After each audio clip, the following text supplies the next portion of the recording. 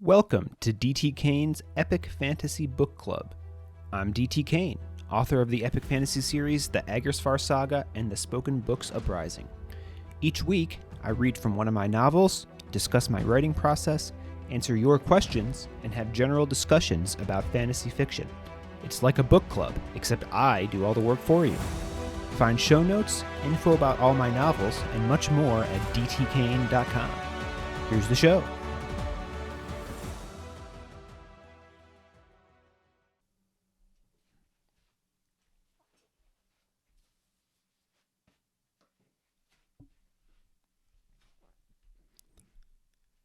Part 2, Chapter 11. Are you just going to pretend yesterday didn't happen? Baz walked beside Deliritus on the way to Duke Octavinal's study. Actually, it was more jogging than walking. Whether that was a symptom of Deliritus merely being eager to answer his father's summons or an effort to get away from Baz's questioning wasn't clear. Regardless, it was doing nothing to help Baz's manic state. He'd gotten exactly 0 sleep the night prior. He couldn't stop his hands from fidgeting, and his left eyelid kept spasming at random intervals. After Deliritus had revealed what was essentially a pending death sentence for both of them the night before, the Torchsire heir had been pulled away by his father, and Baz had been unable to speak with him further.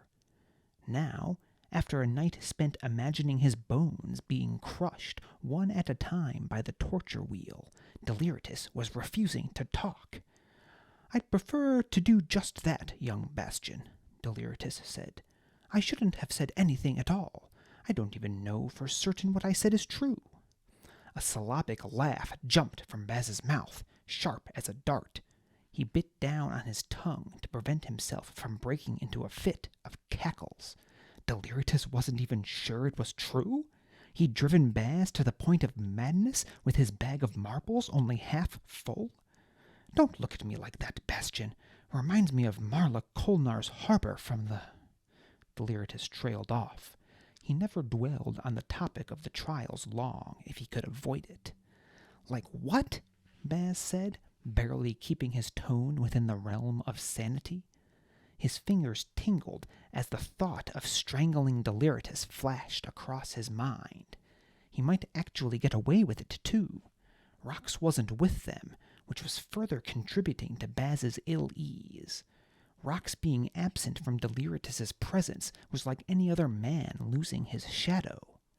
But while the big man had been healed of his injuries, healing after such serious trauma was exhausting, and Rox had to be on a horse riding to fortune in less than a day. Deliritus had ordered the harbor to rest, and the fact that Rox had actually obeyed showed just how bad off he must be.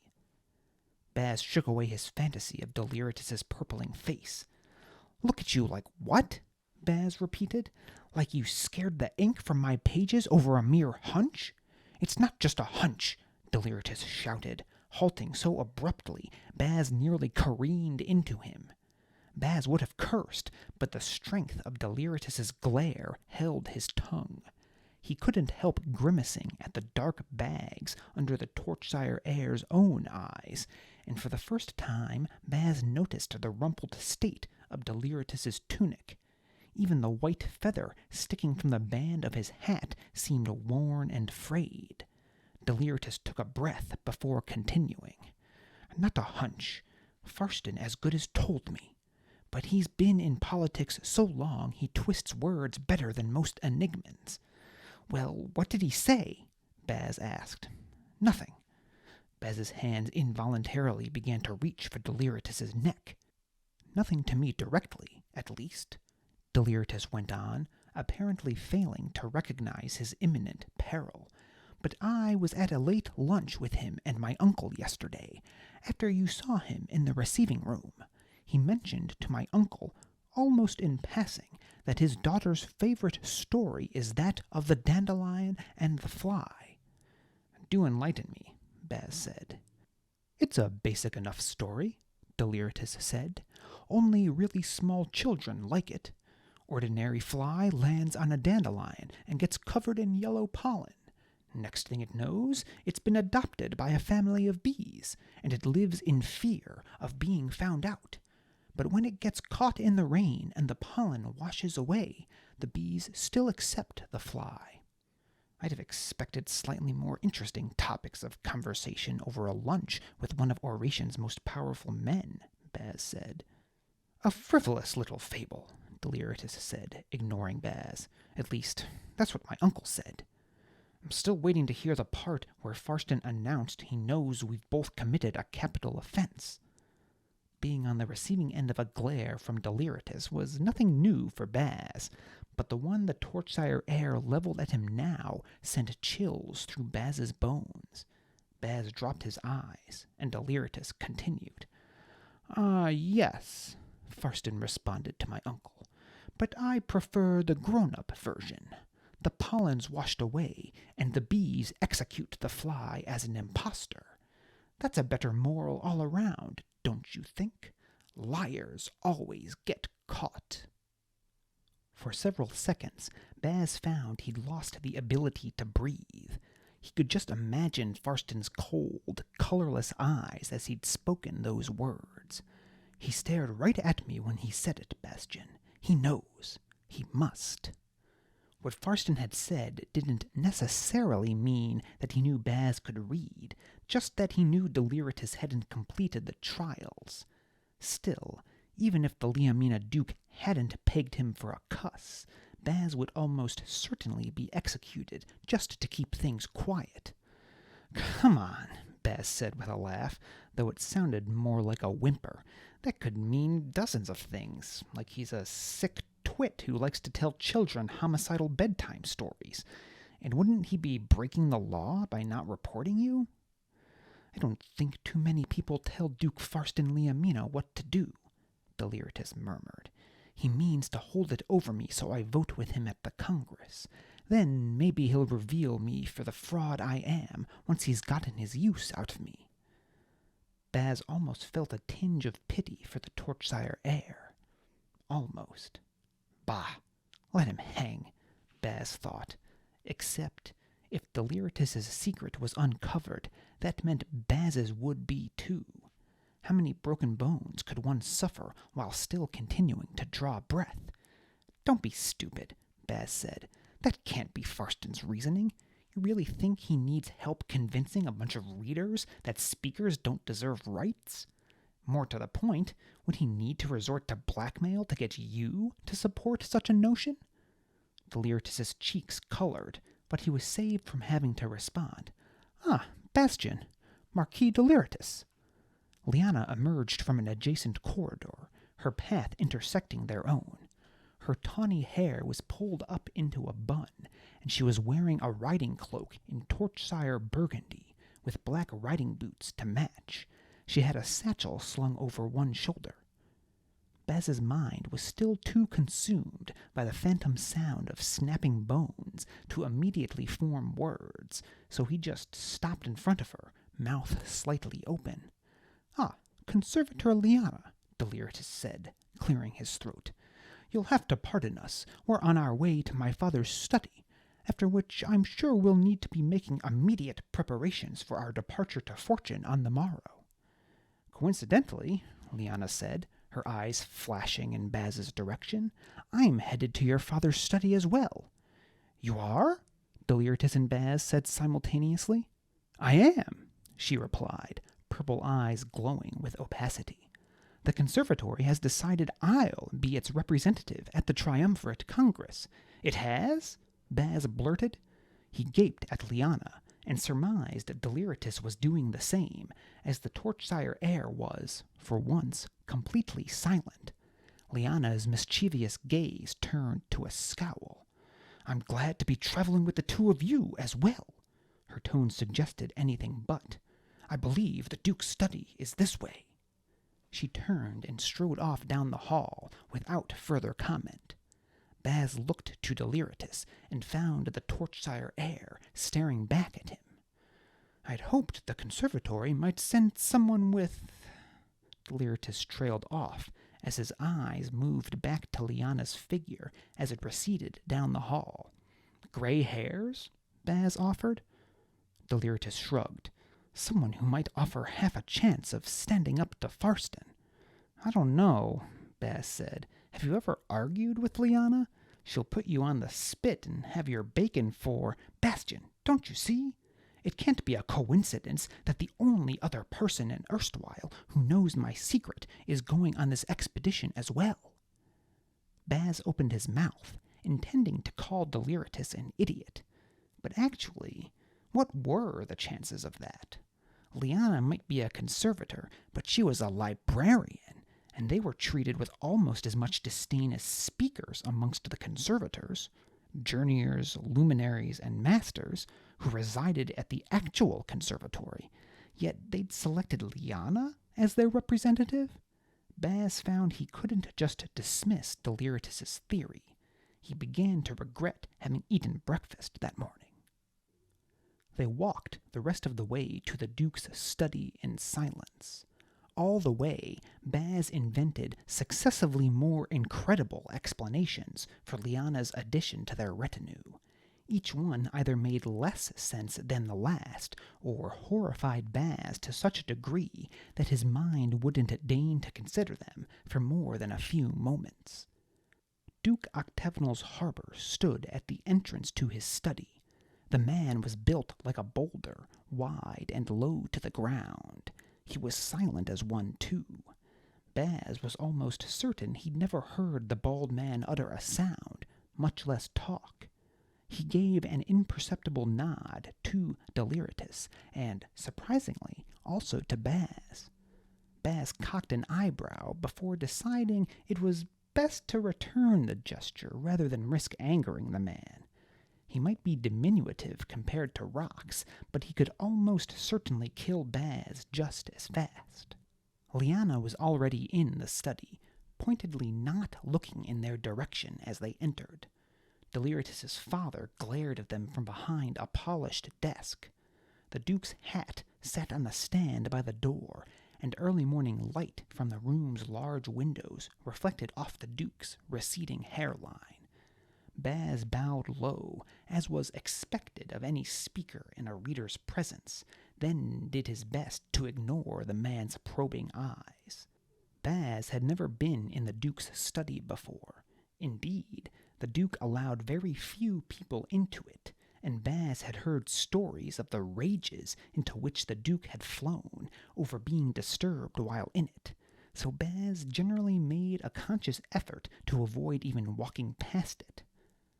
The room was divided into two halves. The space in which they stood now was dominated by the Duke's desk and red velvet chair. There were no other seats in this half of the room. Behind the desk was a shelf that held a surprising number of spoken books. Baz tried not to look too closely at them, but that was like trying to ignore a fortune of gilts lying in the street with nobody else around. There were nearly as many books there as in the library's speaking room. Where had the Duke gotten them all? He'd heard the rumors, of course, of how shrewd a negotiator the Duke could be when it came to bartering, but the library had supposedly been struggling to make ends meet for over a decade, necessitating the sale of a number of books to keep finances out of the blood. It was a recession Torchsire had only recently pulled itself out of on the back of Deliritus's victory at the trials, but that alone couldn't explain such an embarrassment of riches. Apparently, he'd been staring a bit too openly at the books as Deliritus elbowed him in the ribs. Face heating, Baz quickly looked away from the shelves. The other half of the room was taken up by a circular working table covered in papers. It sat before a floor-to-ceiling window with a view of Xavier Tower. Adjacent to the window was a door with several locks along its length.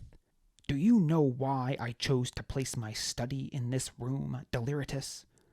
The Duke never sounded friendly, but his voice this morning was the aural equivalent of walking barefoot over shattered glass.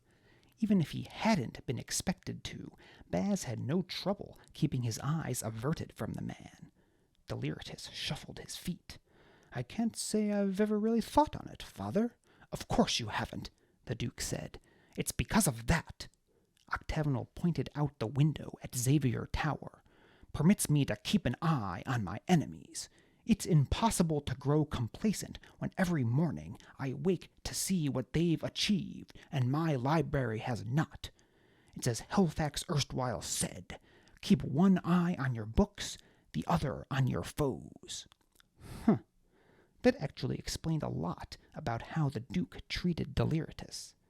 Baz kept his eyes to the floor, hoping that kept his grimace hidden. I see, Father.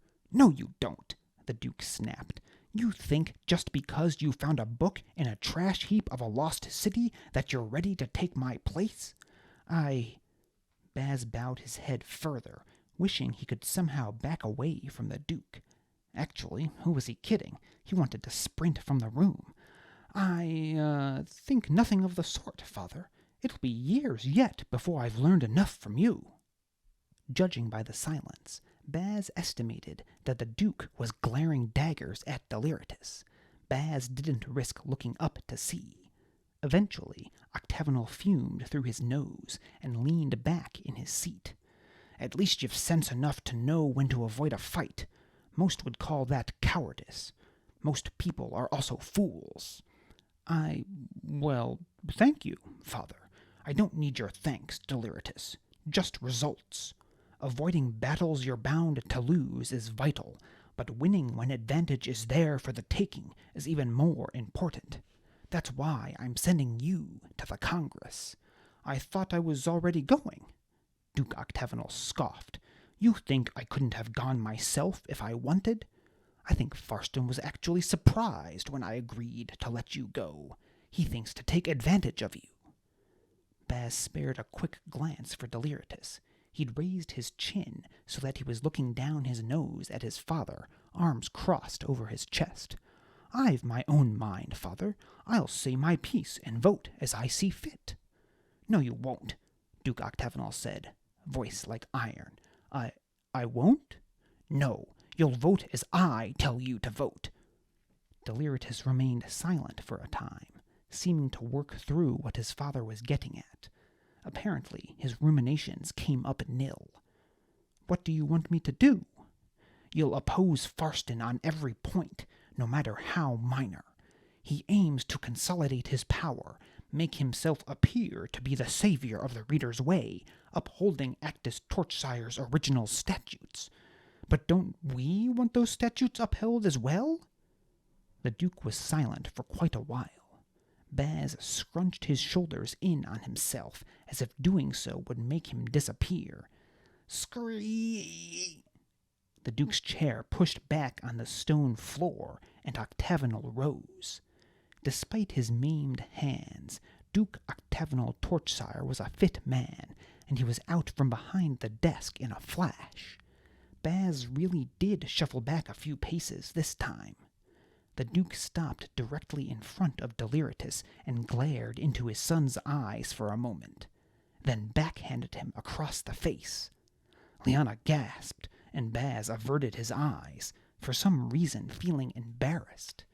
Deliritus actually seemed to handle it better than either of them. A husky breath rushed from the Torchsire heir's mouth as his head was thrown to one side by the force of the blow. He held the position, gathering himself, then righted himself without another sound. If you don't start thinking like a Torchsire boy, you won't outlive me, much less survive to assume my dukeship. Of course we want those statutes upheld, but do you really think anything you could do or say at the Congress would lead to a different result? The whole thing is a political charade. There's no chance of the progressives' proposal passing. A handful of angry slaves kill a single man, and the whole of Oration loses its sanity, and now Farston's capitalizing. You could be the Enigma himself and not hope to gain a single vote in favor of giving speakers an iota more of rights. But that isn't the point. You're to make it seem as if Farston can't do a simple thing, like quash this outrageous proposal, thereby weakening his political standing. If you'd been thinking at all, you'd have realized his term as chair of the Congress is up next year. Your victory at the trials has positioned this library well to challenge him for that position, but it will mean nothing if Farston gains favor at this special session. You are not to let this happen. Is that clear enough for your small mind, Deliritus? Yes, Deliritus murmured. What's that, boy? Baz could almost hear the muscles of Deliritus's face contort into a scowl. Yes, father, I'll do as you command. Good. Now leave me. I've much work to do. The Duke returned to his desk and bent over a stack of papers as if the three of them had ceased to exist. There was nothing for them to do but exit. Oh, and Conservator, the Duke said as they were almost out the door. Leanna stopped, back ramrod straight. She didn't turn. If you so much as breathe a word of what you heard here, I'll be sure that Brenneton keeps you a librarian for the rest of your miserable days. Do you understand? Baz's eyes widened, and he couldn't help but look in Leanna's direction. She kept a measured expression and slowly turned back to Octavinal. Of course, my Duke. Her curtsy was a little too deep. I am but a humble servant. She rose and left without the Duke's dismissal, and without waiting for Baz and Deliritus. Baz glanced at the Torchsire heir. A bruise had already formed along the line of his cheekbone, and a droplet of blood stained the color of his tunic. Come on, young Bastion, Deliritus murmured, motioning for him to exit the study. Deliritus was obviously making an effort at his typical levity, but the words left his tongue like the turn of a crinkled page. We leave bright and early, and I've yet to pack, and we need to rouse rocks. For once, Baz had no objections to Deliritus's commands, and he followed the heir from the Duke's study. When they were down the hall a sufficient distance, Baz stopped Deliritus with a hand on the shoulder and began to ask, What do you intend to do about, I'll do my duty for my library, Bastion, as will you. Farston will do what he does when he wants. It's out of our control, and we can't let that get in the way of our responsibilities. Our responsibilities? Of course, Deliritus replied, all pretense of levity escaping him. I must do what is best for my library, and you must do as I say, which is to act in this library's best interests. I know you don't like me, but I despise you, Baz said, the words leaping from his mouth before he'd time to think them through. An awkward silence ensued, and Baz was the first one to look down. Be that as it may, Delirious said, voice very quiet. We need to work together. Perhaps you've forgotten, Baz said, looking back up, but working together didn't work out so well for me last time. Deliritus's mouth opened, then shut. He closed his eyes and turned away from Baz. You deserved better, Bastion, but laws are laws. I was just... Spare me, Deliritus, Baz snapped. Those laws will have me tortured and killed as soon as Farston deems it advantageous to reveal what he knows of the trials. Where will my loyalty to you in this library get me then? Deliritus kept his back to Baz, saying nothing. That's what I thought. If I didn't already have to... He'd been about to say if he didn't already have to go to Fortune to stop the snakes from committing mass murder, he might just refuse to go altogether. What did it matter? He'd be dead anyway as soon as Farston revealed their secret. But Baz did have to go to Fortune, if not for the reasons Deliritus wanted. I'll see you at first light, Baz said, but you can prepare on your own. Baz walked away without giving Deliritus an opportunity to respond. Though his words had been hard, Baz's stomach roiled with terror, and there was also a pang of something else that hadn't been there moments before. Deliritus likely faced execution too, yet, even after being assaulted by his own father, he still sought to perform his duties. Baz wanted to think of Deliritus as nothing more than an idiot, but somehow he couldn't dredge up the scorn he usually felt for the Torchsire heir. "You're a blasted fool, Bastion," Baz muttered to himself. "A blasted fool."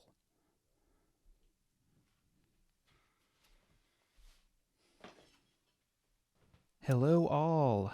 Welcome back to D.T. Kane's Epic Fantasy Book Club.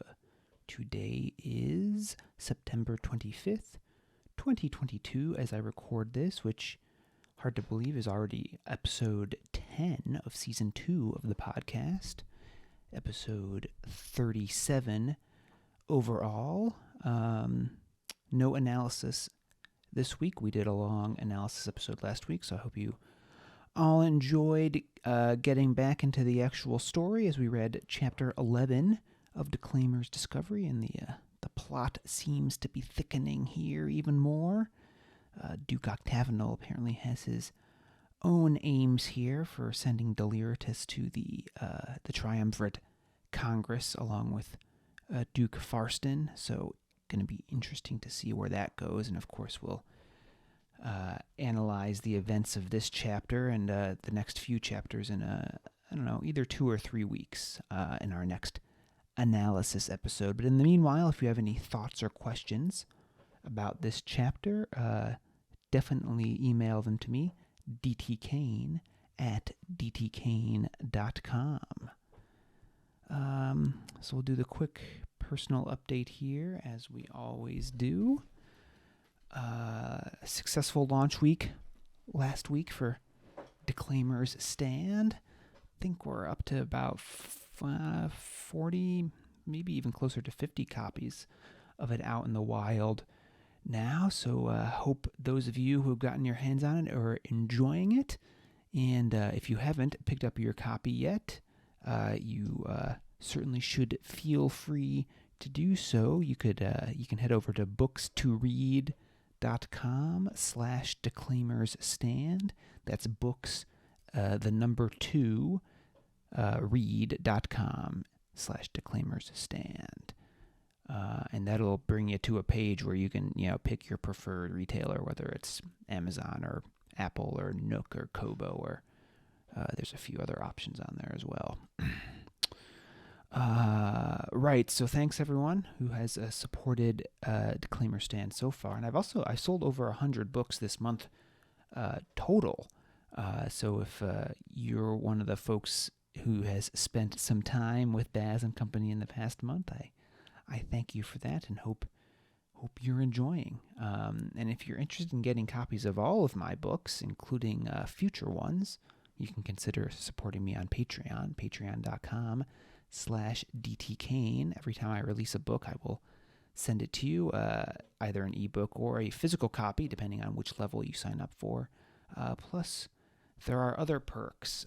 For instance, you will get copies of all of the upcoming short stories in my new Temporal Operations Militia series, which is exclusive to my Patreon subscribers right now. Though I think once I have a few out, I'm going to release the first story in its entirety to everyone, so folks can read that entire first story and decide if it's maybe something they want to continue by signing up at Patreon. That's just $3.99 a month to start. That'll get you all of my ebooks, both existing ones and ones that come out in the future, plus access to that short story series, a new podcast, or not an extra podcast episode each month, which I promise I am working on recording. I'm going to get that out to my existing patrons here soon.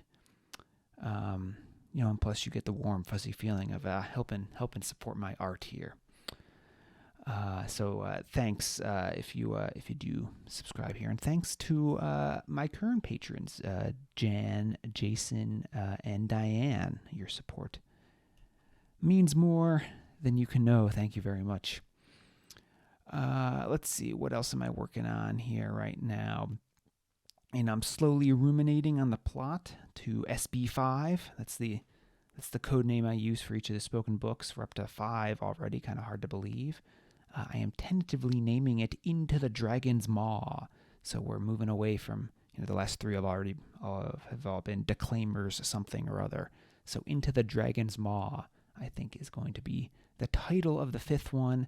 I've got a full outline down, but I'm still tinkering with that. So I'm probably going to start drafting it in a few weeks in earnest, and then I'll probably participate in Nanowrimo to help motivate myself to get it finished. And for those of you who don't know, Nanowrimo is National Novel Writing Month. Kind of the goal there is to write 50,000 words of the first draft of a novel in a single month.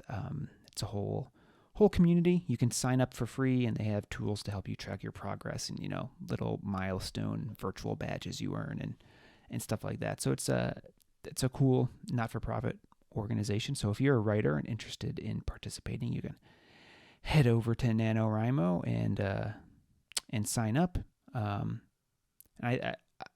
I'm pretty sure it's free, but they ask you to make a donation too, and they have a program too to help younger folks get into writing fiction. So it's definitely a worthy cause to be involved in. So just go check it out. Nanowrimo. Let's see. I guess I should leave a link to it in the show notes for you, but that's Nano, Nano, Rimo, WRIMO.org, if you are interested in taking a look at that. But I will be participating this November as I work on SB5. Right, let's see, what else do I have going on? I am continuing to work on Story 2 and the Temporal Operations Militia series. Again, that's my Patreon-only short story series. Story 1 is already out, and Story 2, I think I might have it done maybe in a couple weeks here. It's interesting. It's a different kind of writing for me. It's because it takes place in real historical events, even though it's like a time travel story. The basic idea is the Temporal Operations Militia is this. You don't know a whole lot about it right now, but its agents travel around through time and fix anomalies in time. So basically, it's like they go to a specific historical event, and something has gone wrong that's causing the historical event to not occur properly, and the agents have to make sure that it does occur properly,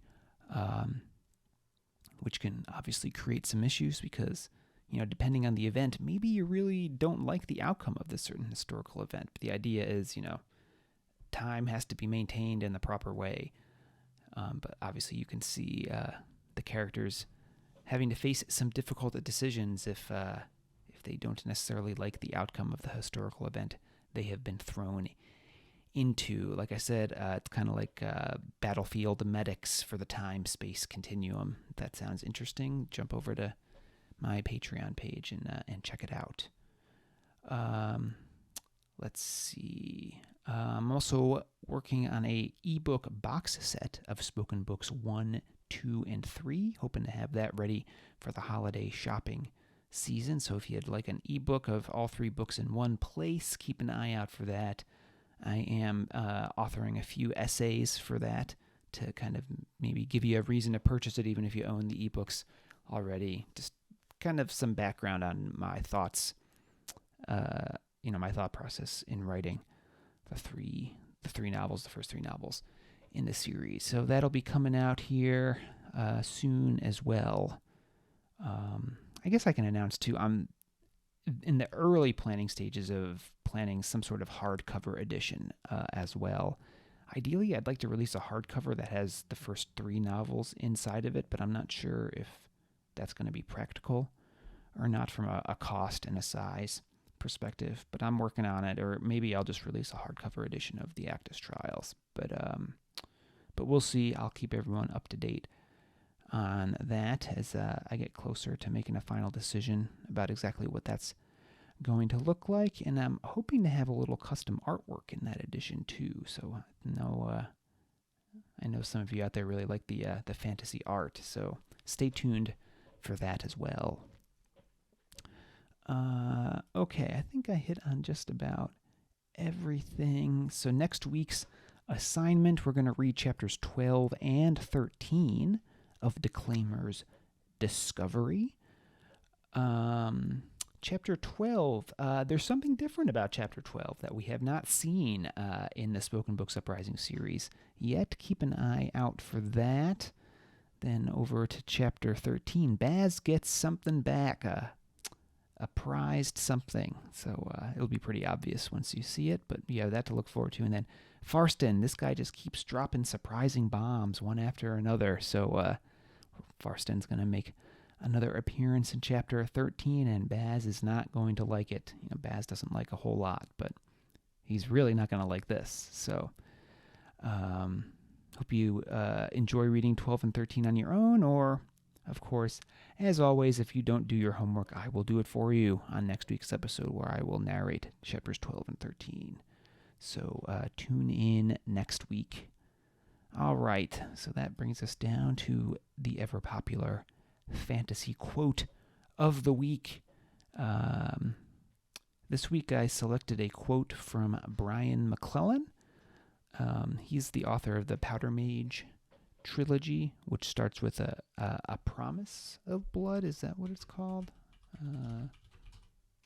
Promise of blood? Yeah, Promise of blood. Good series, kind of a unique magic system. It's got a bit of a flintlock tilt to it, where they kind of like snort gunpowder, kind of like a drug, but then it like gives them special power over their guns, and they can direct bullets and stuff. And it's pretty interesting. There's also a kind of a separate magic system as well. That's a little more of a soft magic system, kind of more traditional magic as well, mixed in there. Definitely recommend that. But the reason I, in particular, picked Brian McClellan this week is that he's had a bit of a tough week. If you follow him on Twitter, he had a loss in the family, and he's also dealing with a health issue. So, Brian, hope you get well soon, and condolences on your recent loss. This quote comes from his book, The Autumn Republic. I've met dozens of officers who think their immaculate mustache can move the world. I like this quote because I think it's a great example of how fantasy can have multiple layers. So right on the surface, it's kind of a funny little quip.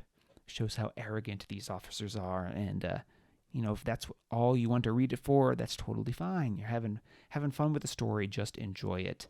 But I think you can also find some deeper meaning here.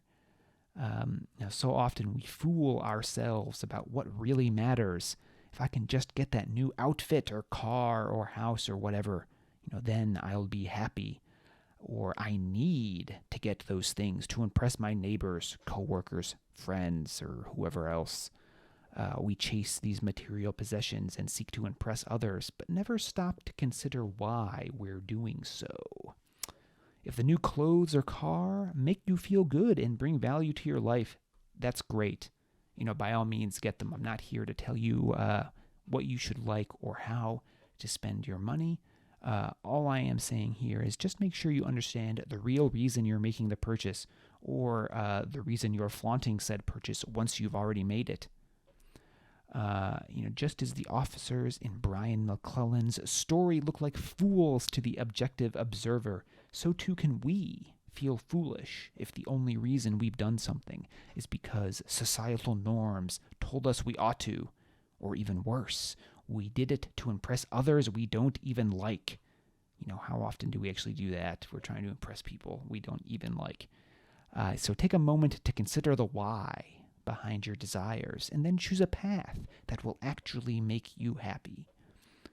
All right, so again, Brian, hope you're feeling better, and again, sorry for your loss, and hope all of you enjoyed this week's quote and essay. And as always, if you have a favorite fantasy quote you would like to share, send it to me at dtkane@dtkane.com, and maybe I will feature it in a future newsletter and podcast episode. All right, that is it for this week, fellow listeners. So until next time, this has been DT Kane's Epic Fantasy Book Club. I am, she replied, purple eyes glowing with opacity. The Conservatory has decided I'll be its representative at the Triumvirate Congress. It has? Burrs blurted? Burr. I am, she replied, purple eyes glowing with opacity. The Conservatory has decided I'll be its representative at the Triumvirate Congress. It has? Baz blurted. Baz blurted. Take 75. Thanks for listening to D.T. Kane's Epic Fantasy Book Club. If you liked today's episode, please consider rating and reviewing wherever you listen to podcasts. If you're watching on YouTube, give this video a thumbs up if you liked it, and hit that subscribe button and the bell so you get notified whenever new episodes become available. If you'd like to listen to back episodes or review the show notes, visit dtkane.com/podcast. D.T. Kane's novels are available for purchase at most major online retailers, or you can purchase directly from his website at www.dtkane.com/books. You can receive a free short story and sign up for D.T. Kane's mailing list at dtkane.com/email-signup. If you'd like to connect, you can find D.T. Kane on Facebook at D.T. Kane Author or Twitter at D.T. Kane Author, or send D.T. Kane an email at dtkane@dtkane.com. See you next week.